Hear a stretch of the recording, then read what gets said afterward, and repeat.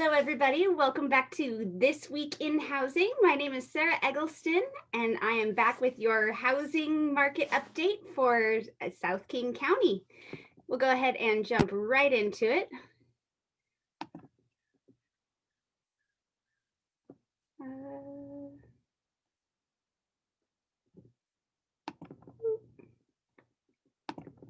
And there we go. So, got a lot to get through today, so I'm going to go through this first bit pretty fast. But first off, happy Blue Friday. Yay! Last week, Seahawks did bring home the big W, 38-25 against the Falcons. Hopefully we can bring another one of those home on this coming Sunday. There we go. So we will all tune in to watch them play the Patriots. So as far as news this week, okay, there we go. So in real estate news, I am pretty excited about this one. It'll make my life a little bit easier, I know. Up until now, we're in King County, we're in phase 2, and up until now, we have only been able to have 3 people total for in a house for pretty much any reason. Whether it's showing or inspections, there's the broker and 2 other individuals total allowed in the house. Now that's up to 5 individuals. So this for showing homes with more than 2 people, so if there's 2 parents and a kid or 2, before we had to rotate through and have the parents go through separately, and now the whole family can go through together as long as there's no more than 5 people total, including the broker. So that is good news. And this, at an inspection, only being able to have one of the buyers there was, it's okay, but sometimes both people buying the house want to be at the inspection and learn about your potential future home. This article came out in Seattle Times a couple days ago, and the Fed sees rates near 0 through 2023. So that doesn't mean interest rates for homes are 0 at all. And I'm not going to get into how the Fed actually affects the interest rates right now, but the Fed is going to keep their benchmark low for interest rates for at least a couple years as of the plan right now. You never know, anything can happen. Last week, if you'll remember, the interest rates fell a little bit. Actually, yeah, not too much, but a little bit. And this week they are remaining this pretty close to the same. Actually, the 30-year home loan edged up just slightly, and 15-year fixed went down just slightly. So it's kind of a wash depending on what loan term you're looking at, but rates are still low. And this is a quote from the chief economist at Freddie Mac. Despite the recession, the very low mortgage environment has spurred many first-time home buyers to jump into the real estate market. In August, first-time home buyer activity rose 19% from July to the highest monthly ever for Freddie Mac. The first-time home buyer driven rebound in the housing market has come at a critical time for the economy. So first-time home buyers are really pushing the market right now. And yeah, that's something that I personally am really excited to see. I'm very passionate about helping first-time home buyers make that first step into home ownership. So I'm really glad that a lot of people are making that move right now.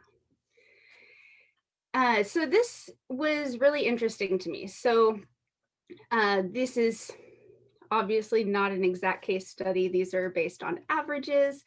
But last year, if you were looking at a home for $250,000 and a 3.73 interest rate, your monthly payment would have been about $1,154. Today, that same home, the value of that home has risen to, on average, $263,750. With an interest rate of 2.87, your payment would actually be less than it would have been last year, despite the fact that the value of the home has risen quite significantly. So, market activity in our area. This is for King County. New listings 984. Pendings jumped up to 1336 and sold at 908. So if we look at that on the graph since kind of the end of April, you can see we had a jump down on the pended listings here. I don't know why my pointer's not showing. Strange.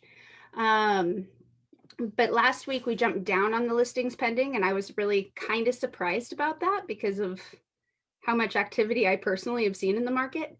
But that bounced right back up. So I'm not quite sure what caused that glitch, whether it was, the fires and the smoke and people just staying home and holding off for a week before putting offers in, or quite what happened there. But I did forecast that would bounce back, and it certainly did.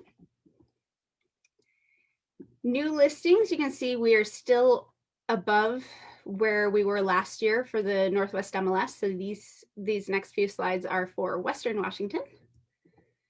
Pending listings are still well above where we were last year, and sold is kind of flirting with that same line, but we are above where we were last year on our numbers. But this one I did think was very interesting. This is the change in year-over-year inventory for the United States. And overall, we're down 36.4% as a nation on our inventory levels. Washington is down 32.4%. So this is interesting to see how our area compares to other areas. And it's kind of funny that we're surrounded by Oregon and Idaho, who have been hit even stronger than we have with that inventory change. So they're both down about 50%. So 32% is looking pretty good comparing it to that. And then this is for North America for showings, and we are still above where we were last year for showings. And locally, that remains true as well. And we're actually up from showings last week by about 5%. So I was surprised the 2 weeks prior that showings had decreased, but this week we're back to the positive direction on that. So this one is if you look at the showings in our nation on a grander scale by region. So here in the West, we have a 56.7% increase in showings, and only to be outdone by the Northeast.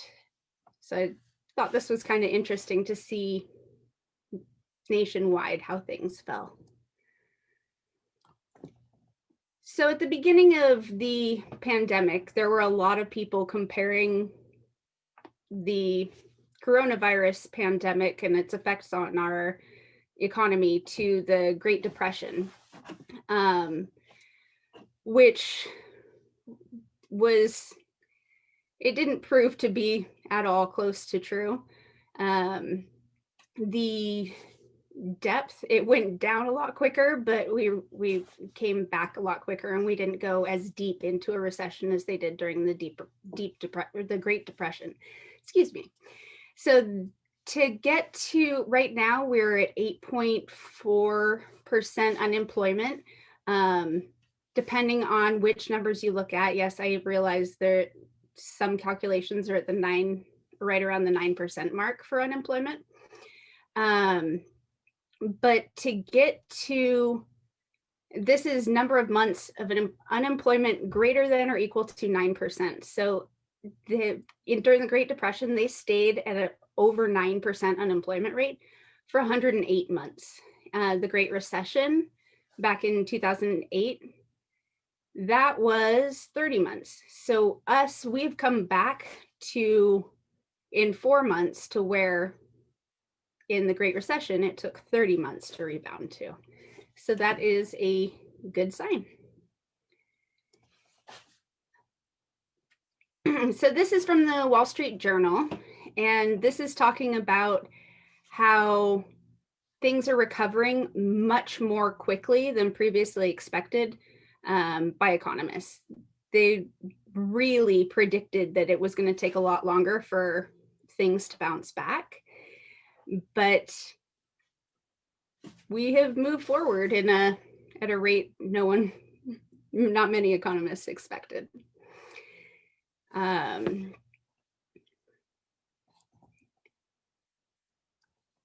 And this, CNN and Moody's put out what they're calling a back to normal index.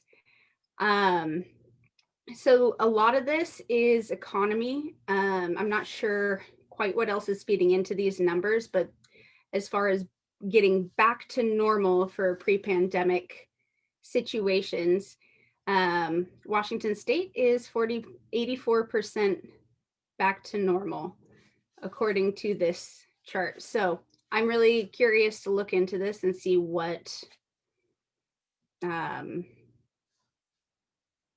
stats they use to get these numbers. I know that a lot of it is based on unemployment and the economy and stock market and all of that. But I'm curious to see how much of daily life is calculated into this. So I will try and find out and report back next week on that one.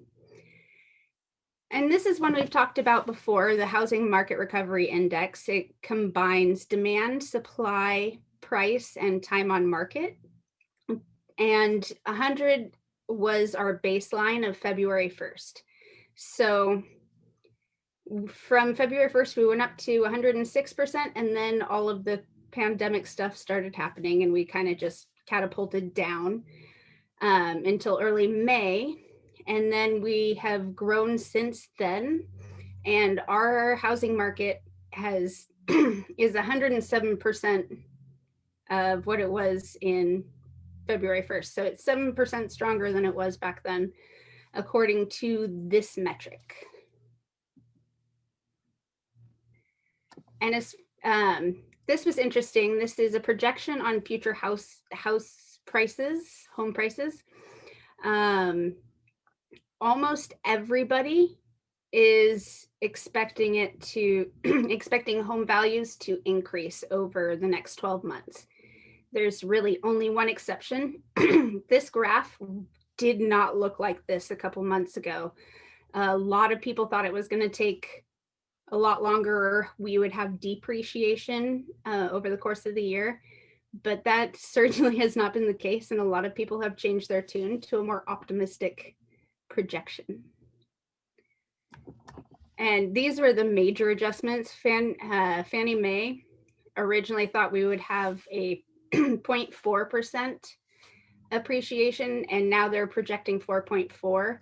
Zillow -3 to +3, and CoreLogic -6.6 to 0.6. So you can see the difference in these, or the adjustments that they've made throughout the pandemic over watching how much faster the economy's recovered than they thought it was going to.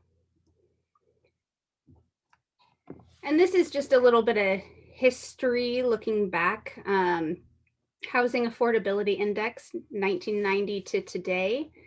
So back in 1990, you can see the index was at 108. And in 2012, jumped to 197, and we're down to 163. So you can see that we're kind of remaining high on the affordability. We're not super affordable right now, but it's not where it once was back in 2009, 10, 11, 12. So, all right. If you have any questions, please feel free to reach out to me. I am happy to answer any questions you may have. And I thank you so much for joining me for This Week in Housing. I will see you next week, Friday at 3 p.m. And have a fantastic week. And go Hawks! We'll watch them win on Sunday. Thanks, everybody. Have a great day.